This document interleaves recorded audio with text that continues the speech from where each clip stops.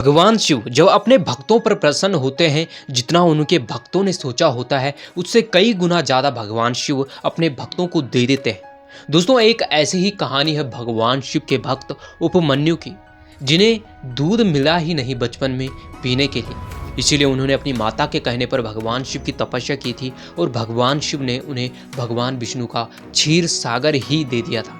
तो दोस्तों, इस पावन और भगवान शिव के भक्त उपमन्यु की इस पावन कहानी को सुनने के लिए तैयार हो जाइए। दोस्तों, शिवपुराण में इस कहानी के बारे में लिखा हुआ है कि जो भी इस कहानी को सच्चे मन से और दिल से सुनता है उसकी सभी पाप नष्ट हो जाते हैं। तो दोस्तों, शुरू करते हैं इस ज्ञानवर्धक कहानी को। दोस्तों, उपमन्यु के पिता की मृत्यु होने के बाद उनके माता वापस अपने मायके चली गई और वहाँ भी अपनी माता के साथ अपने नाना जी के यहाँ चले गए। उनके नाना एक ऋषि थे। जब उनके नाना की मृत्यु हो गई तो उनकी जो मामी थी वह उपमन्यु और उपमन्यु की मम्मी के साथ गलत व्यवहार करने लग गई। उपमन्यु की मामी अपने बेटे को तो दूध पिलाती थी, लेकिन उपमन्यु को गाय का दूध नहीं देती थी। इस कारण उपमन्यु एक दिन दुखी हुआ और अपनी माता के पास रोते हुए गया।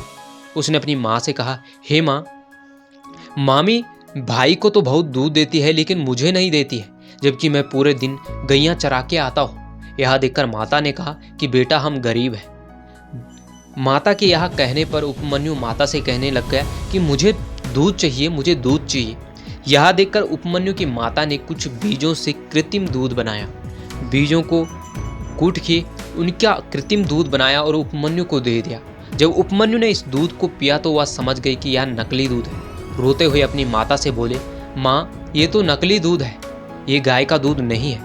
यह देखकर उपमन्यु की माता ने कहा, बेटा, भगवान शिव ही एक ऐसे देवता है जो मनचाहा चीजें अपने भक्तों को दे देते हैं, वर अपने भक्तों को दे देते हैं। इसीलिए तुम भगवान शिव की तपस्या करो, भगवान शिव तुम्हें सब चीज दे देंगे। यह देखकर उपमन्यु की माता ने कहा कि ओ नमः शिवाय पंचाक्षरी मंत्र अपने पुत्र उपमन्यु को प्रदान किया और कहा कि इस मंत्र से तुम भगवान शिव की तपस्या करो। उपमन्यु अपने घर से निकले और वह कैलाश पर्वत पर पहुंचे। वहां पर उन्होंने एक पर्वत पर भगवान शिव की कठोर तपस्या शुरू कर दी। सालों हो गए लेकिन उपमन्यु अपनी तपस्या से हिलने का नाम नहीं लिया। पंचाक्षरी मंत्र का जाप करते रहे। कई राक्षसों ने उपमन्यु को सताने की कोशिश की, उनकी तपस्या में विघ्न डालने की कोशिश की, लेकिन उपमन्यु हिलने वाले नहीं थे। वह भगवान शिव की तपस्या में लीन थे। तब भगवान विष्णु ने उपमन्यु की ऐसी कठोर तपस्या देखकर वह भगवान शिव के पास पहुंचे। उन्होंने भगवान शिव से कहा, हे प्रभु, हे महादेव, आपका भक्त उपमन्यु आपकी कठोर तपस्या कर रहा है, जिसके कारण वह कई सालों से भूखा और प्यासा है। इसके कारण उपमन्यु की मृत्यु भी हो सकती है। हे महादेव, आप अपने भक्त पर दया कीजिए। यह देखकर भगवान शिव ने भगवान विष्णु की बात मानकर अब अपने भक्त की परीक्षा लेने की सोची। इसलिए उन्होंने भगवान इंद्र का रूप धारण किया और उपमन्यु के सामने प्रकट हुए और कहा, उपमन्यु, मैं तुम्हारी तपस्या से प्रसन्न हूँ, मांगो क्या मांगते हो। यह देखकर जैसे उपमन्यु ने नेत्र खोली तो अपने सामने देवराज इंद्र को पाया। यह देखकर उपमन्यु ने प्रणाम किया और फिर देवराज इंद्र को प्रणाम करते हुए कहा, हे देवराज इंद्र, मेरा नमन स्वीकार कीजिए। यह देखकर भगवान शिव देवराज इंद्र के रूप में थे, लेकिन उपमन्यु ने पहचाना नहीं। यह देखकर देवराज इंद्र ने कहा, हे उपमन्यु, मांगो क्या मांगते हो, जो तुम्हारी इच्छा होगी वह मैं पूर्ण कर दूंगा।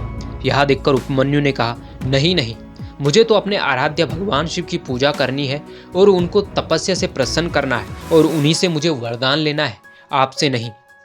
यह देखकर देवराज के इंद्र के रूप में भगवान शिव ने कहा, हे उपमन्यु, तुम उस निर्गुण शिव की पूजा करते हो, वह क्या तुम्हारी इच्छाएं पूर्ण करेगा, जो खुद निर्गुण होकर कैलाश पर्वत पर बैठा हुआ है। यह देखकर उपमन्यु को क्रोध आ गया और कहा कि आप मेरे इष्ट की पूजा कर मेरे इष्ट का अपमान कर रहे हैं। उपमन्यु ने क्रोधी व्यवहार में कहा, हे देवराज इंद्र, आप मेरे आराध्या का अपमान कर रहे हैं, इसीलिए मैं आपका वध भी कर सकता हूँ। आप मेरे आराध्या का अपमान मत कीजिए। मैंने आपकी तपस्या नहीं की है, मैंने भगवान शिव की तपस्या की है, इसीलिए मैं भगवान शिव से ही वरदान मांगूंगा। मैंने आपको नहीं बुलाया था।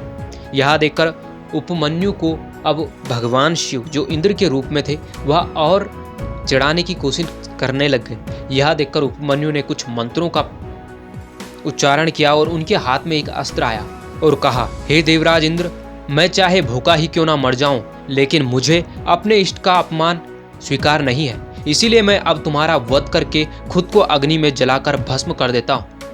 उपमन्यु ने अस्त्र को देवराज इंद्र की ओर छोड़ा और खुद को योग बल से भस्म करने ही वाले थे।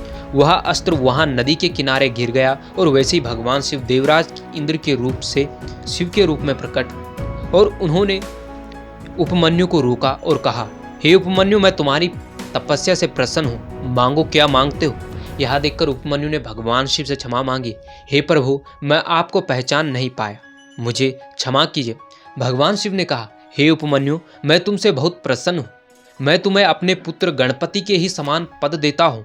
हे उपमन्यु, आज से तुम मेरे और गौरा के भी पुत्र हो, मांगो क्या मांगते हो। यह देखकर उपमन्यु ने कहा, हे प्रभु, मुझे दूध नहीं मिला बचपन में पीने के लिए और इसीलिए मुझे सिर्फ दूध चाहिए।